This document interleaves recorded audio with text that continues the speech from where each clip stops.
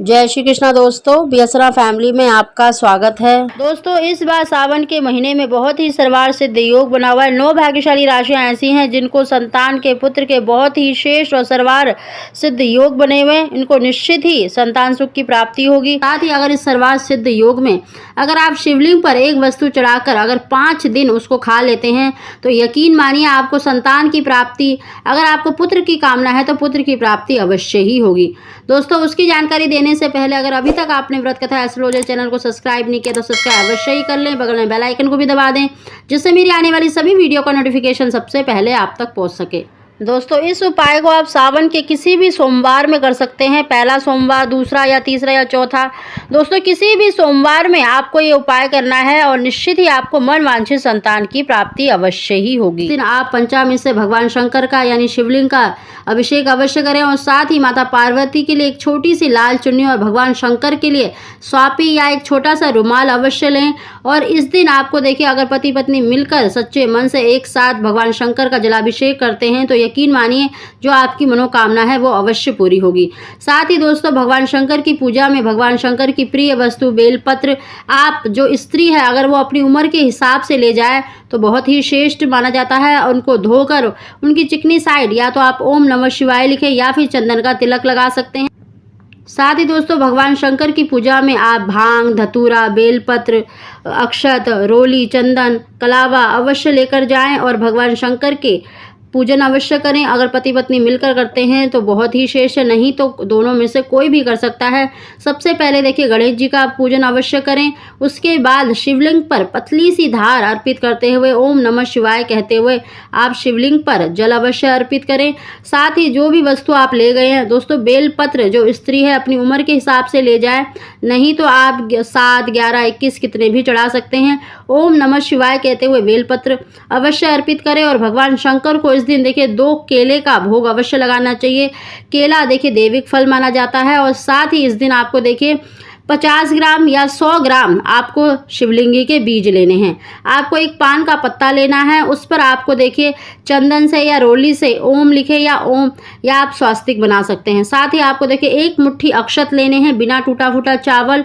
और साथ ही आपको थोड़े से जो शिवलिंग के बीज आपने लिए हैं उसमें से आपको थोड़े से शिवलिंग के बीज भी लेने हैं और अपने हाथों में पान के पत्ते को रखकर अपनी मनोकामना बोलते हुए, चाहे संतान की इच्छा है, चाहे आप पुत्र की कामना रखते हैं, जो भी आपकी मनोकामना है वो बोलकर आपको शिवलिंग पर अर्पित कर देना है।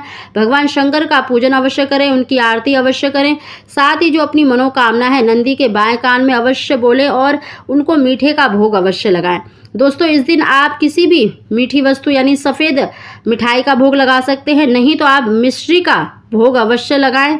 अगर आपको देखिए धतूरे का फूल मिल जाए या आंकड़े का फूल मिल जाए या फिर कनेर का सफ़ेद या पीला फूल मिल जाए तो वो भी अवश्य चढ़ाएं, क्योंकि देखिए संतान प्राप्ति के लिए पुत्र की कामना रखते हैं तो इन फूलों को चढ़ाने से शीघ्र ही आपको संतान सुख प्राप्त होता है, इसलिए ये वस्तु भी अवश्य चढ़ाएं। दोस्तों, भगवान शंकर का पूजन करने के बाद देखिए आपने जो शिवलिंग के बीज लिए हैं वो आपको उठा लेने हैं। साथ ही आपको एक बेलपत्र उठाना है और आप अक्षत, अगर आपको अक्षत आपने जो चढ़ाए हैं या वो या दूसरों के चढ़े हुए थोड़े से अक्षत भी अवश्य ले आएँ।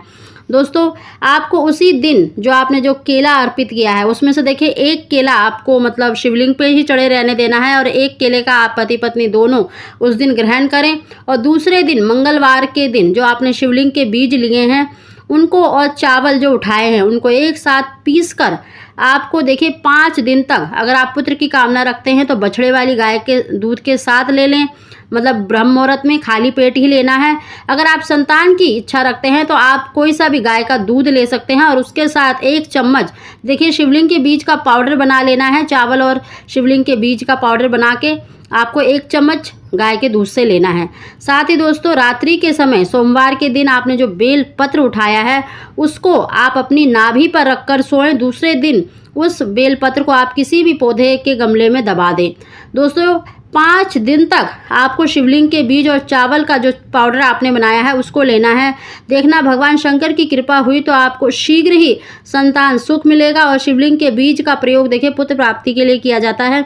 अगर आप पुत्र की कामना रखते हैं तो बछड़े वाली गाय के दूध के साथ अवश्य लें, आपकी जो मनोकामना है वो अवश्य पूरी होगी। तो बहुत ही सर्वार्थ सिद्ध योग है, इसमें भगवान शंकर का जलाभिषेक अवश्य करें सच्चे मन से। उनसे अपनी प्रार्थना अवश्य बोलें तो यकीन मानिए आपकी जो मनोकामना है वो अवश्य पूरी होगी। तो साथ ही दोस्तों सावन के महीने में बहुत ही सर्वार्थ सिद्ध योग बना हुआ है। 9 भाग्यशाली राशियों को बहुत ही श्रेष्ठ लाभ मिलने के योग बन रहे, भगवान शंकर की कृपा होने वाली है।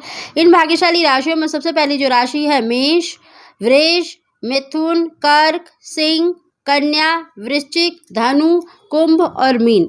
ये भाग्यशाली राशियां ऐसी हैं जिनको बहुत ही श्रेष्ठ पुत्र संतान प्राप्ति के बहुत ही अच्छे योग बन रहे हैं। दोस्तों इस उपाय को अवश्य करें, निश्चित ही आपको मन वांछित संतान की प्राप्ति होगी। दोस्तों अगर आपको हमारी जानकारी वीडियो पसंद आई हो तो इसको लाइक शेयर जरूर करें।